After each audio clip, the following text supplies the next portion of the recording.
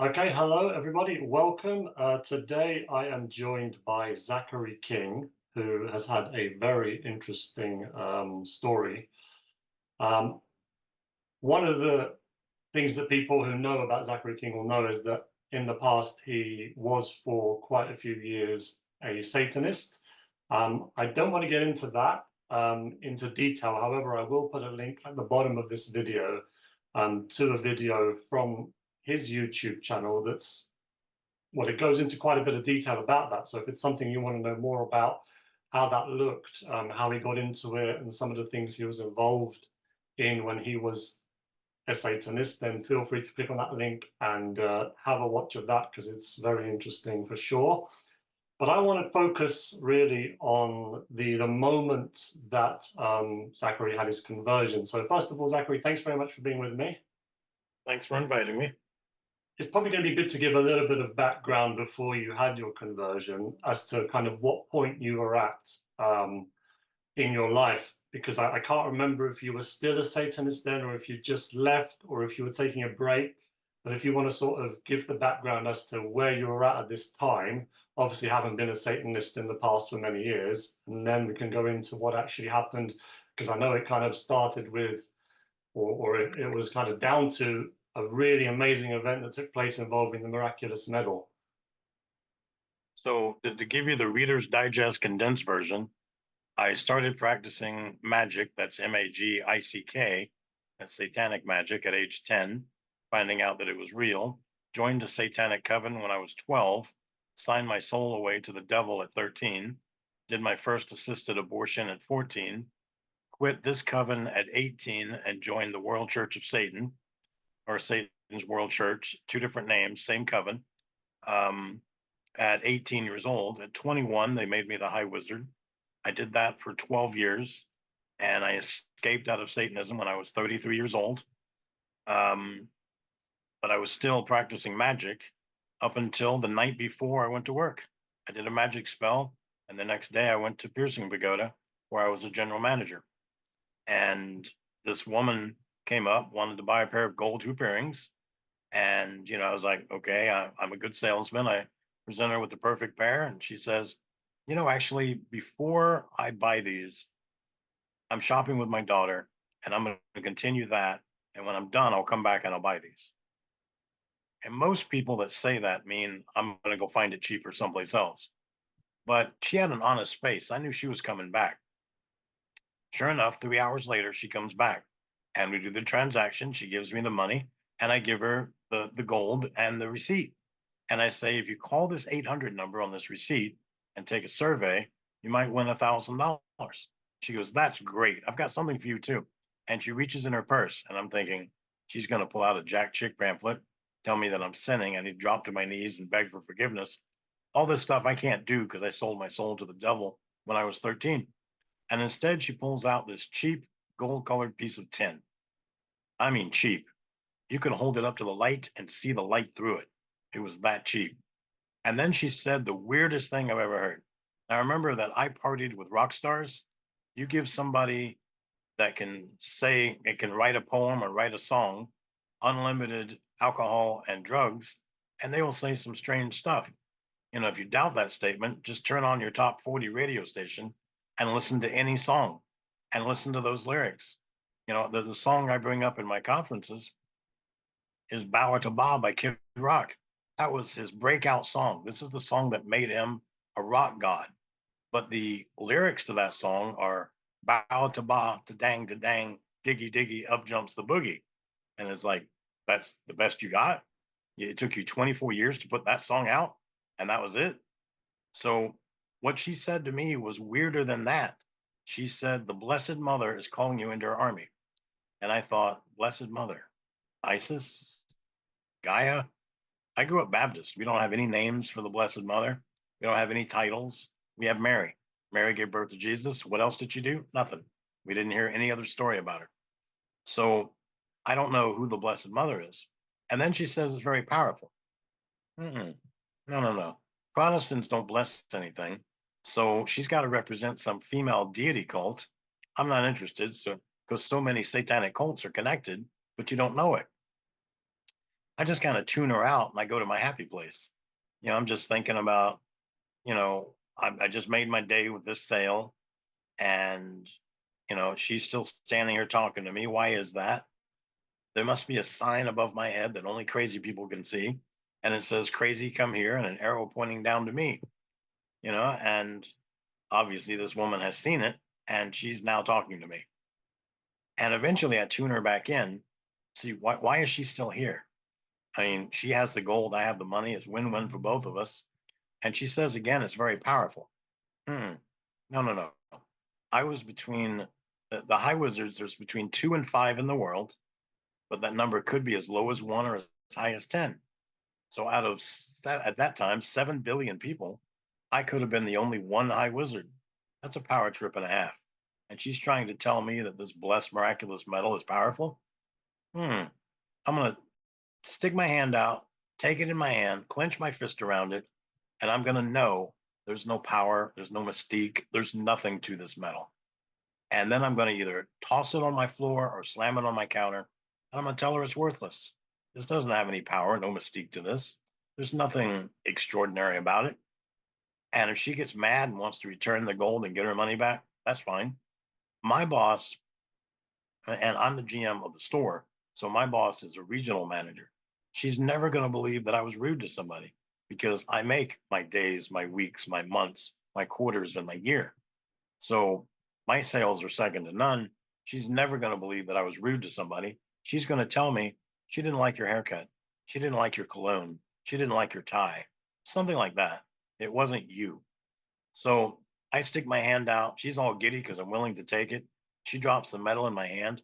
I clench my fist around it, all ready to tell her these things. Except when I clench my fist around it, my mall and my store completely disappeared. And I'm standing in a darkened void, and it's just me and this woman, Marianne Wickman. And she tells me about the magic spell I did last night, and that's of the devil. And I'm split over 100 churches, and that's of the devil. And I've conducted over 100 assisted abortions, and that's of the devil. And she tells me about 8 or 9 other sins, and she ends everything with, and that's of the devil. Now, when I first got transported here, I wanted to hit her with an energy burst and just knock her back. But now I realize I can't attack this woman. She'll destroy me. I mean, let's go back to me being possibly the only one eye wizard out of 7 billion people. I did not have the magical ability to hand somebody else a worthless gold colored piece of tin, transport both of us to a darkened void, and know all that person's sins. Her magic is stronger than my magic, and I am terrified. I don't know what to do. I mean, what happens if I let go of this metal and I just fall through this darkened void and never find my way back to my store, back to my mall? What am I going to do? I don't know what to do. I'm starting to sweat. I'm legitimately scared. I'm terrified. And she says again, the Blessed Mother is calling you into her army. And like a grace by the Holy Spirit, I instantly knew that was the Mother of God, which is a very strange revelation for a former Baptist to have. We'd rather shoot ourselves in the face with a shotgun than say Mother of God. And when I realized it was the Mother of God, Mary appeared to me. This is the most beautiful woman I've ever seen in my life. And she smiled at me, and it was a smile I knew I did not deserve. I was acutely aware of my 146 assisted abortions. And she took me by the hand that had the medal in it, and she turned me around. And Divine Mercy Jesus was standing behind me. I didn't know what Divine Mercy was. I just knew that I had these rays of light shooting under me and over me and around me and through me. And I knew in that instant I did not sell my soul to the devil when I was 13. I knew that Jesus Christ was my Lord and Savior. I knew that all my magic, my occult, my New Age, and my Satanism was false. And I knew everything Catholic was truth. And the Blessed Mother told me that my job was to help her end abortion. And I opened my hand up, and I'm still in my store, still in my mall. And this woman, Marianne Wickman, is telling me that she works for Father Joseph Whalen with the St. Raphael Healing Oil Ministry, and that he is the busiest priest she knows. And she's the personal assistant. He doesn't even have time to talk to her. And as she's talking to me, her cell phone rings. And she looks at it and she goes, This is Father Joe. I've got to take it. Well, yeah, you've just explained all that. Go ahead. So she gets on the phone. At that time, Father Joe was starting to go deaf. So he talked like everybody was going deaf. So everything he said on the phone, I could hear.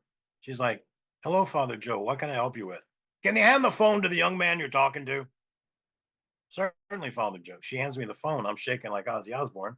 I'm like, "Hello? Welcome to the faith. Hand the phone back to Marianne." I hand the phone back to her and he hangs up on her. Her daughter comes up to the counter and she says, "Would you bring this man one of each of everything from the truck?"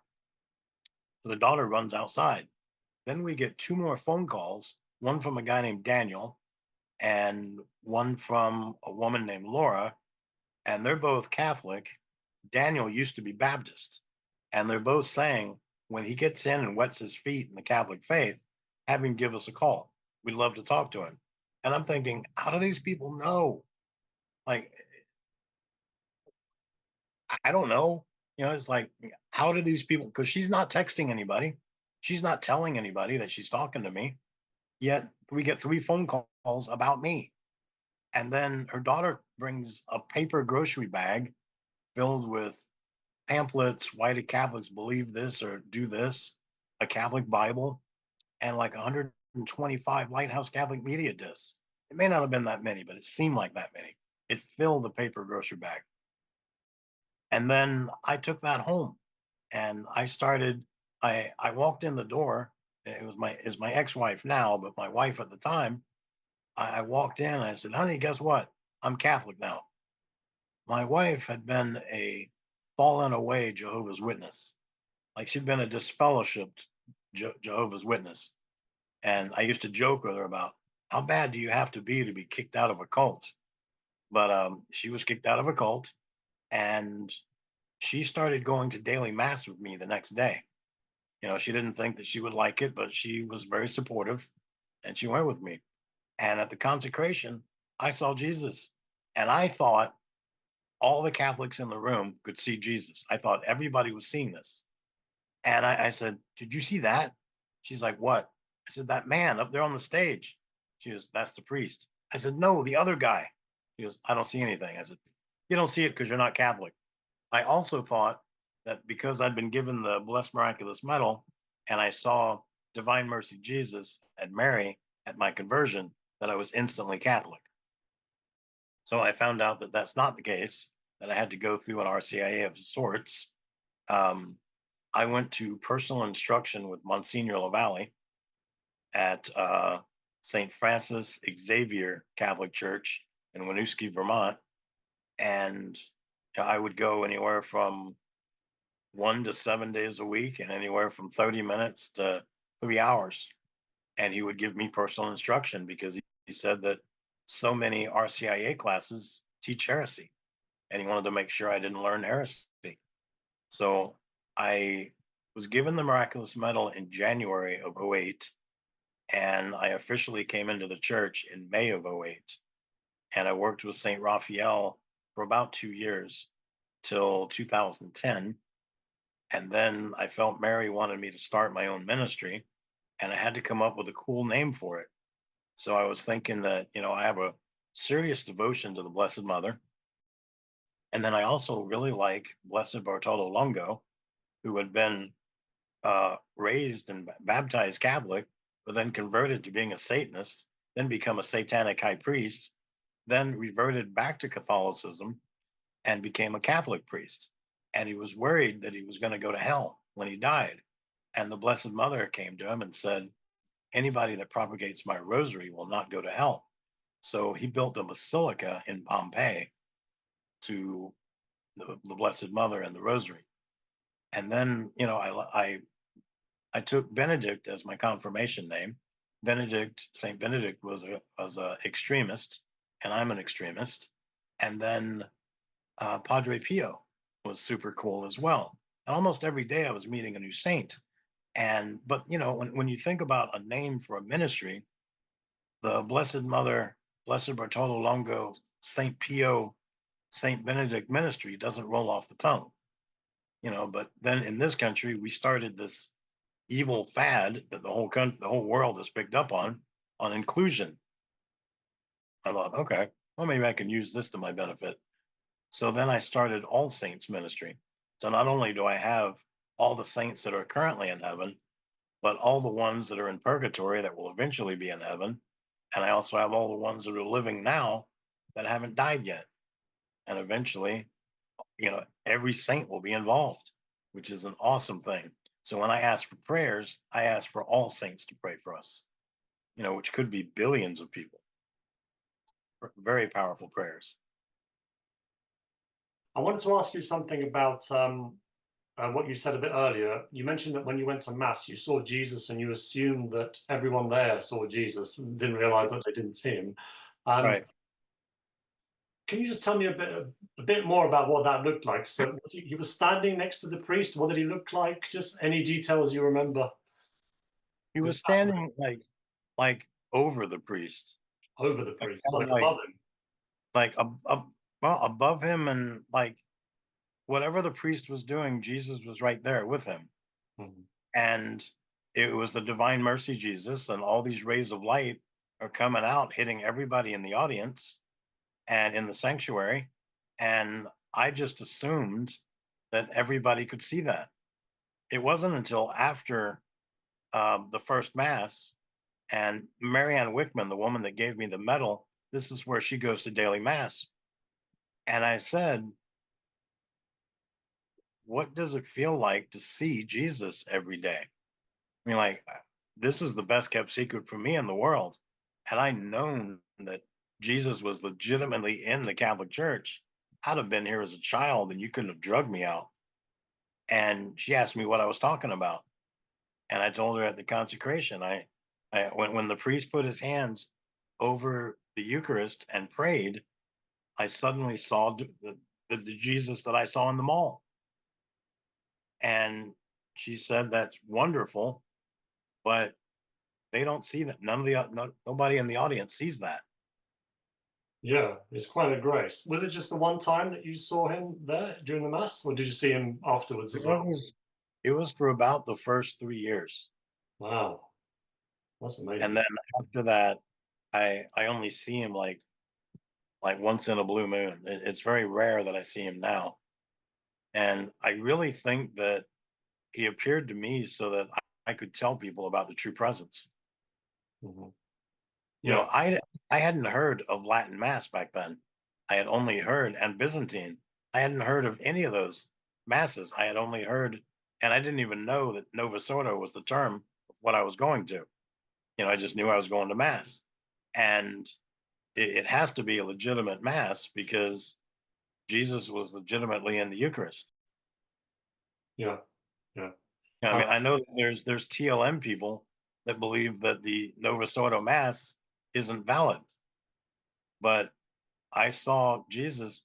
I was only in the Novus Ordo Mass for the first 3 years, and I saw Jesus at every Mass. yeah, that's right. It's still the Mass, isn't it? I mean, I know some people Right. prefer the Latin Mass, but the Novus Ordo is I still the Mass. I prefer the Latin Mass, but the Novus Ordo Mass is still valid. Yeah. And of course, we know from statistics that sadly, so many Catholics now don't even believe in the real presence anymore. So it really is something you need to get out there, isn't it, and remind them of. It, they say in the United States, they say that 15% believe in the true presence, That's which very is low, very isn't it? sad. Yeah, I thought the greatest gifts that Jesus gave us were his mother, confession, and the Eucharist. It's like I don't understand how that he gave us the Eucharist and told us what it is, and 15% believe. yeah. I mean, there's supposed to be 1.5 billion Catholics. So I mean that's what 250 million believe. It's sad, isn't it? It is very sad. And it's interesting also because you mentioned those three specific things, the Eucharist, confession, and his mother. And those are all things that if you're a Protestant, you just don't pay any attention to, do you? Well, the funny thing to me about the Eucharist is that 15% of the Catholics believe, none of the Protestants believe, and all the Satanists believe. Wow. Yeah. Interesting. Satan looks at the Eucharist and knows it's Jesus. The Satanists, when they steal a host, they don't go steal the Baptist Wonder Bread. They don't go steal the Jehovah's Witness Remembrance Ceremony bread that they do once a year. They don't steal the Baptist bread that they do every 3 months. They don't do the unconsecrated Eucharist that the other churches do, and some of them do it every day, but it's unconsecrated. And they could easily go into any Protestant church and take that. I mean, like the Baptist church has a nice silver ciborium. And if a Satanist ran in there and grabbed that ciborium full of bread and took off running with it, the only Baptist care they have is their ciborium. The ciborium was expensive. That probably cost $400. But the bread in it, they don't care. It's unleavened bread and it's not important. It's just a remembrance ceremony. Yet at our church, they steal the Eucharist and then they turn around and sell it for between $1,500 and $15,000. Why would you sell a worthless piece of bread for $15,000 unless it really is the body, blood, soul, and divinity of our Lord Jesus Christ? And that's still not very much, is it? Considering what it is. It's not very much, but when you consider that we had a black mass here, well, not here, it was in Atlanta, Georgia, and it would have been like last Friday. And there was advertised in the area high school and the area middle school that they were going to do a black mass. And then when it came down to the event, they didn't have a consecrated host. So they didn't do the black mass. It was held in a dance hall, so they just held a dance instead. But I mean, how is it that the Protestants don't hear that and think, well, what's the big deal about having an actual Eucharist? Why do they have to have a Eucharist to have a black mass? What's the big deal about that? And when they didn't get a consecrated host, they canceled the black mass. Why can't there's a disconnect there somewhere. They just don't think about it. They just don't think about it. If they thought about it, they'd realize, wait, how come they don't steal our bread? How come it has to be Catholic? How come it has to be consecrated? How is it that they can tell the difference in a consecrated host and an unconsecrated host? Well, I was going to actually ask you, because you mentioned that Satanists believe, but when you were a Satanist, how did you look at God and Jesus? Like, you believed in them, but you didn't think they were important, or you thought that you were out of their mercy, or what was the situation? I was a theistic Satanist, so I did believe in God and Jesus, but I kind of wasn't sure that they were real, because in the Baptist church, we were taught that Jesus defeated Satan on the cross 2,000 years ago. So Satan is no threat now, and that Satan is afraid of the Baptist church. So when I was Baptist, when I was a young kid and I was a Satanist too, I thought, if Satan is afraid of the Baptist church, then he's afraid of me. And that's why he gives me everything that he gives me, because he's afraid of me. Now, when I got older, I realized that's nonsense. I mean, the first battle we have history of is Satan attacking God on his own turf. He wasn't afraid of God because he's an idiot. But, if he wasn't afraid of God, why would he be afraid of the Baptist church? That doesn't make any sense at all. And then he got kicked out with 1/3 of his legion with him, and, it didn't occur to me. But I wasn't positive that the devil was real. I wasn't positive that hell existed and that I was definitely going to go there when I first started out. And by the time I got out, I was pretty convinced that hell was real and that I was going, and there was no way I could ever go to heaven because I sold my soul to the devil. And it wasn't until that woman put the blessed miraculous medal in my hand and I saw Jesus, when those rays of light went through me, I knew that I did not sell my soul to the devil when I was 13. Yeah. I actually knew that it was impossible to sell what you don't own. Right. Exactly. So if you weren't sure that Satan was real, where did you then, at those times when you weren't sure, where did you think your power was coming from, that you were doing these things you're doing? I didn't know. Mhm. Just somewhere, maybe somewhere bad, or maybe you didn't see it as bad. Um, maybe I had these powers all along. Mhm. Remember my parents and my Baptist preacher told me that magic wasn't real. Magic isn't something anybody can really do. So suddenly I'm doing magic, and I thought, I know how to do something that parents and other adults don't think are real. I have magical power.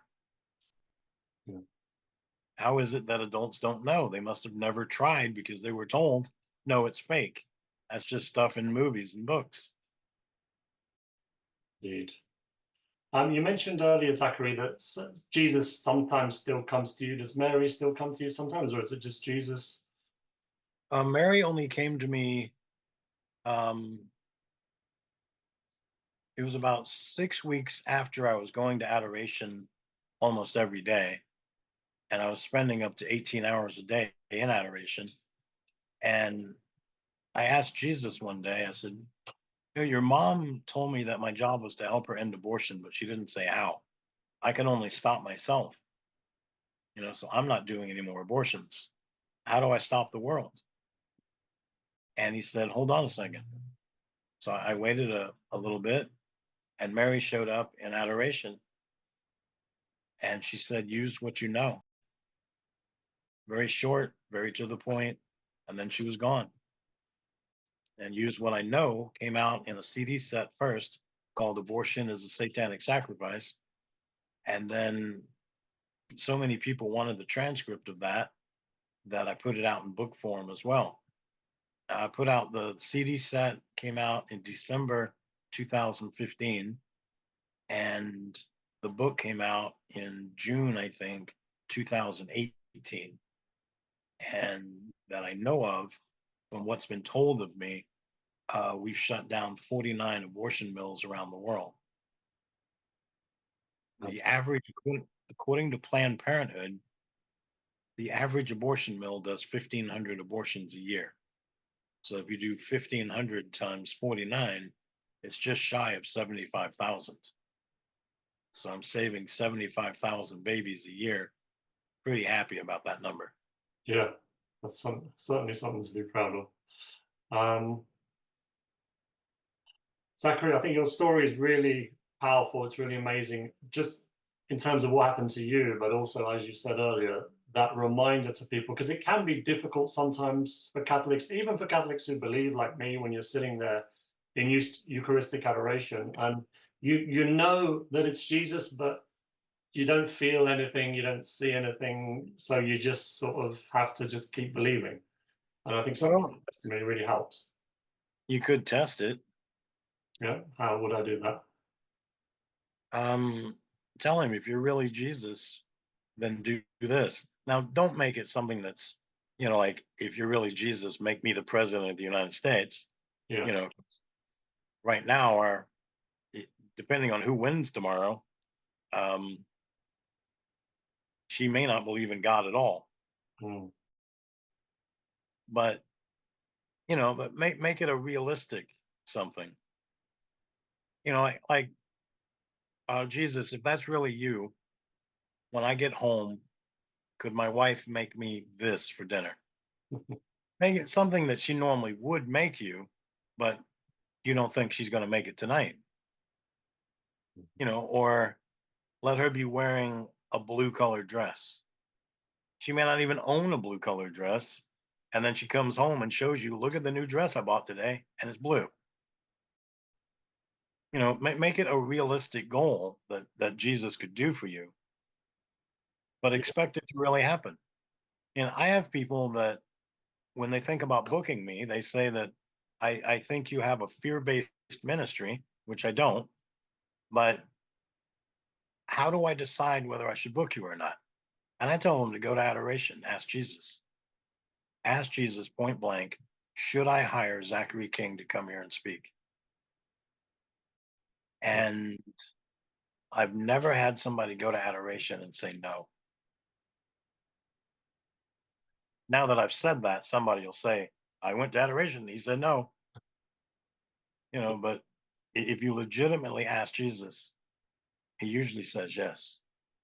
And it's a good point you make, because it's not about asking Jesus to do something supernatural to prove himself that he's there. It's just about asking him, as you say, if it's something realistic and it happens, it's like you can either go, oh, that's probably a coincidence, or you can go, no, I asked for this and this has happened. And so that's the Right. answer. Yeah. Okay, wonderful. Zachary, I don't think you put too many things, or you haven't recently put anything really on your YouTube channel. So is there any place I could point people to if they want to see any of your work or buy any of the things that, Well, CDs, whatever it is? we have YouTube shorts that we've put up. Mhm.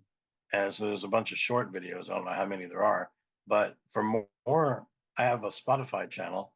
Okay, It's All Saints Ministry. And then it showed that there's a lot of All Saints ministries on there. Mine has the front and back of a Miraculous Medal and 2 candles. And we have over 300 podcasts up. And if you go to allsaintsministry.org, that's my website, and I've got a store page there. lovely. And Lovely. my email address is there, and my phone number is there, and my WhatsApp phone number is the same as my American phone number. You just have to know what country code to put in, which I don't. Okay, sure. I will put all that in the description below the video then, and people can go to that. And And we're also having a fundraiser right now, and okay. that's at my allsaintsministry.org webpage on the main page, Mhm. and that helps us keep our doors open. Lovely. Well, Zachary, I really appreciate you giving me some of your time and going through Sure. your conversion story. As I said, I think I'm hoping. In fact, I know there are going to be people who watch that, and it's just a help for them. It's just a kind of a push in the right direction. It shows them, it reminds them that there are miraculous things going on all around, even if they don't see it necessarily. Well, we have that prayer that we say at Mass, that you believe in all things visible and invisible. Hmm. What do they think the invisible is? They probably hope it's visible in some way. Yeah. Well, yes. So thank you very much. I really appreciate it. This video will be up soon, or people can be watching it. And I wish you a pleasant rest of the day. Thanks. You as well. God bless you. Much. God bless. Bye. Bye bye.